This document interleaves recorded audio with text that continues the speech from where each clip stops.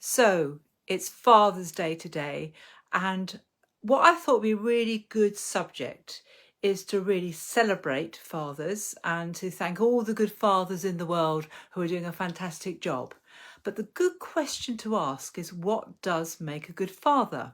And what does the research say?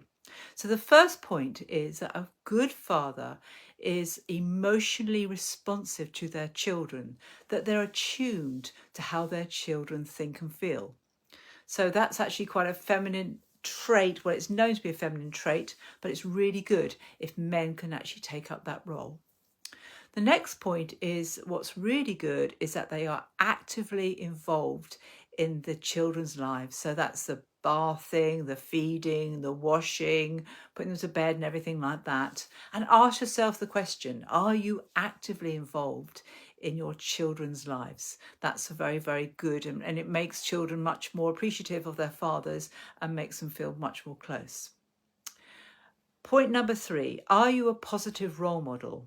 How do you live your life? Are you always sort of, are you always shut up and put up?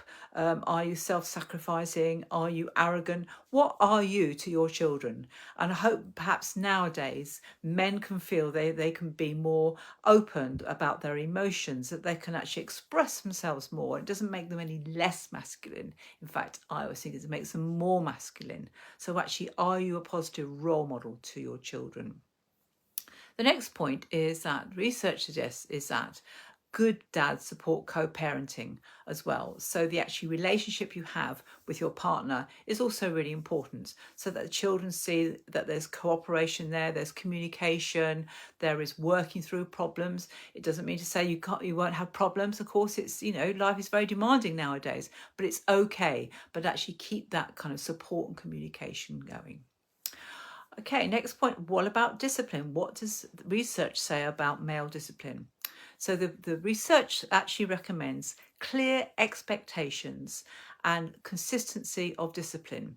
So what it is actually being very clear, very firm about what expectations you expect, what the boundaries are as well, and to keep that consistent. So sort of not actually making it up as you go along, or just being according to your mood or your anger, or choosing one child over the other. Actually keeping that lovely clear and consistency is a really good. It makes children feel safe. It makes sure there's nothing wrong with discipline, but it's making sure that it's done in a very kind of clear, thoughtful and consistent way. The next point is to make sure that you validate the emotions of your children.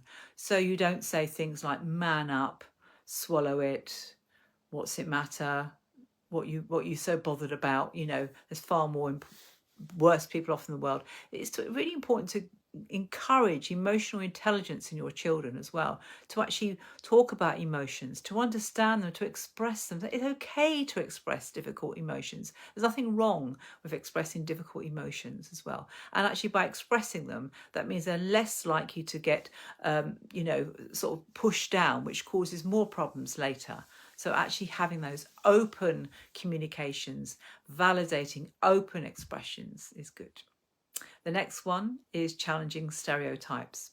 So a good father will actually ensure that the traditional male environment can be challenged, that it's okay for men to actually express themselves, to be sensitive, to laugh, to cry. It's all actually okay. And to challenge the stereotypes of women as well, that women are meant to be just sweet and kind and all that kind of crap. So so that they also challenge that, that you can be your whole self rather than be limited to your gender. So men can do dads can do a really good job on that as well. And the last one is consistency and presence. So again, it's about being that kind of calm, clear, consistent person, but also being there as well.